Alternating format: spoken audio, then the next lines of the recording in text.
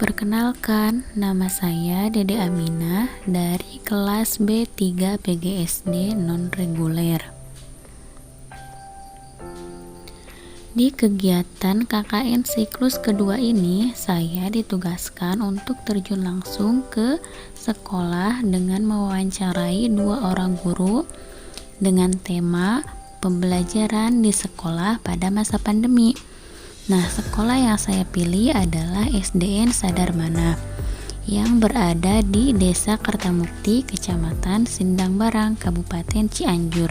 Yuk kita lihat videonya.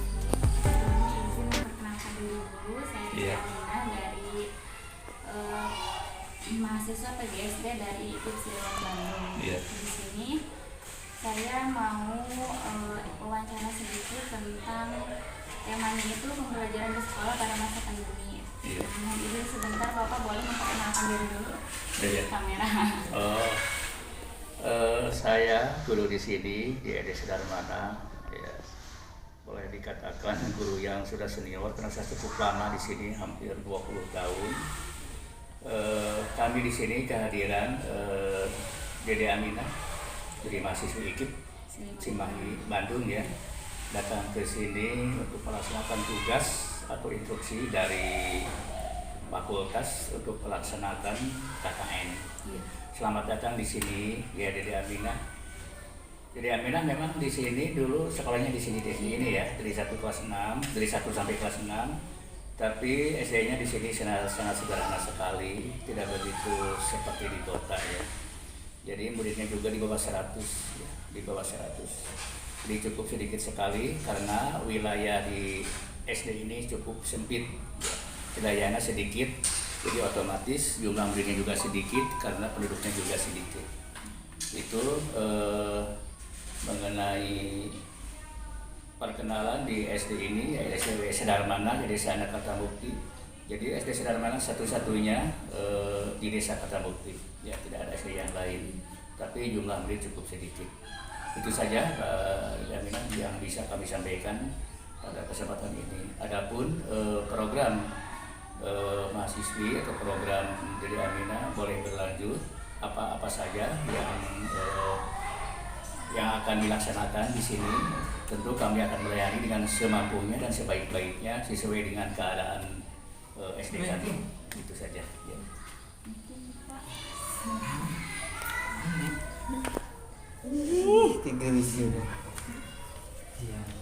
Mungkin langsung saja Pak ke pertanyaan pertama.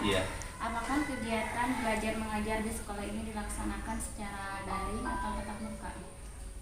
Di sini sebenarnya harus dilaksanakan secara daring. Sebenarnya harusnya begitu, secara daring.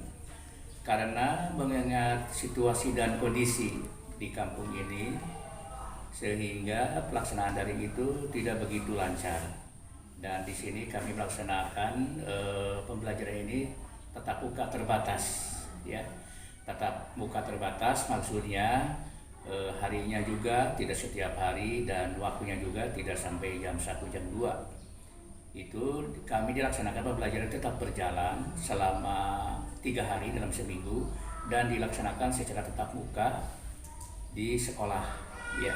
Tetapi terbatas di mana? Pertama masalah waktu ya, hari, dan juga berpakaiannya bebas. Jika di sini kami melaksanakan seperti online tadi ya, yang Dede Aminah katakan, di sini sangat berat sekali lingkungannya, kondisi alamnya kurang memadai. Pertama itu jaringan, karena di sini sekolahnya tepi laut ya, jadi jaringannya sangat tidak baik sekali ya.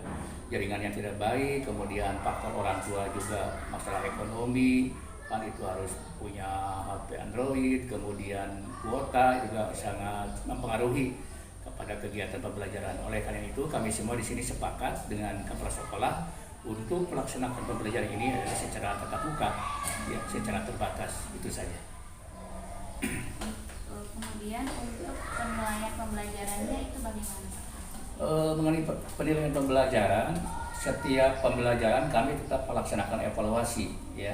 Setiap pelajaran yang kami sampaikan kepada para siswa-siswi, di penghujung kegiatan belajar kami menerapkan evaluasi, yaitu penilaian akhir. Jadi tetap kami berjalan mengenai penilaian tersebut kepada anak-anak kami semua setiap akhir pembelajaran. Itu saja. Terima kasih. Kemudian media apa yang Bapak gunakan selama pembelajaran berlangsung di sekolah? Media pembelajaran di sini yang sangat dominan, yang sangat cukup mendukung itulah buku sumber. Ya, buku sumber karena sudah cukup banyak, karena ada pembagian dari kantor. Jadi di sini kami tidak merasa kekurangan mengenai buku sumber. Oleh karena itu, satu-satunya media pembelajaran yang kami gunakan di sini sesuai dengan kemampuan kami adalah buku sumber saja itu yang bisa kami pakai. Kemudian kendala apa sih yang Bapak rasakan setelah adanya pandemi ini? Banyak sekali, semuanya menjadi terbatas ya. Tadi masalah kegiatan belajar mengajar juga sebenarnya tidak optimal, tidak seperti sebelum-sebelumnya. Tadi sudah saya katakan waktu terbatas ya setelah pandemi ini. Kemudian seolah-olah kami tinggal di sini di sekolah agaknya nggak begitu nyaman karena takutnya kan ada COVID-19. Sepertinya ada rasa dikejar-kejar begitu. Jadi kami pembelajaran tidak nyaman gitu, karena anak-anak dan guru juga ada sedikit banyak ketakutan lah karena menyebarnya wabah ini, sehingga kami pembelajaran di sini tidak nyaman dan tidak selama waktu kami gunakan karena semuanya serba terbatas. Itu saja. Kemudian bagaimana cara Bapak mengatasi kendala tersebut? Di sini untuk mengatasi kendala tersebut kami tentu menggunakan atau memakai prokes ya, di antaranya protokol kesehatan itu ya, kemudian ada mencuci tangan, kemudian menjaga jarak gitu ya, mencuci tangan, dan apalagi ya 3M itu ya, kami laksanakan tetap. Kemudian anak-anak juga sudah mendapatkan pembagian masker ya, masker yang ada yang dari kain, kan ada juga masker yang dari plastik itu, kemudian sabun cuci, kemudian sanitizer, kemudian sangat banyak sekali itu. Di sini cukup mengenai alat atau obat-obatan yang untuk mencegah terjadinya wabah penyakit COVID cukup banyak dibagikan oleh pemerintah ke SD kami. Mungkin itu pertanyaan yang bisa saya sampaikan. Terima kasih banyak atas waktunya. Mudah-mudahan ini jadi pengetahuan dan pengalaman bagi saya. Terima kasih banyak. Amin. Terima kasih. Bismillahirrahmanirrahim. Bapak izin memperkenalkan diri dulu. Saya Dede Aminah, mahasiswa dari PGSD Kipsilon Bandung. Nah, di sini saya ditugaskan untuk terjun langsung ke lapangan. Mungkin tujuannya sekarang ke sekolah dengan tema pembelajaran di sekolah pada masa pandemi. Nah, untuk kesediaan waktunya terima kasih. Bapak sudah mau diwawancara. Mungkin langsung saja. Pertanyaan pertama, apakah kegiatan belajar mengajar di sekolah ini dilaksanakan secara daring atau tatap muka? Belajar mengajar di sekolah SD Sudarmana itu seharusnya daring, terkait dengan kondisi jaringan karena letak geografis kemungkinan dilaksanakan secara tatap muka dengan ketentuan atau protokol kesehatan yang ketat, sediakan masker anak-anak dan juga cuci tangan. Waktu pembelajarannya dilaksanakan 3 hari seminggu, Senin, Selasa, Rabu, di tempatnya di sekolah. Untuk 3 hari berikutnya itu belajar di rumah. Belajar di rumah. Selalu diinstruksikan kepada orang tua.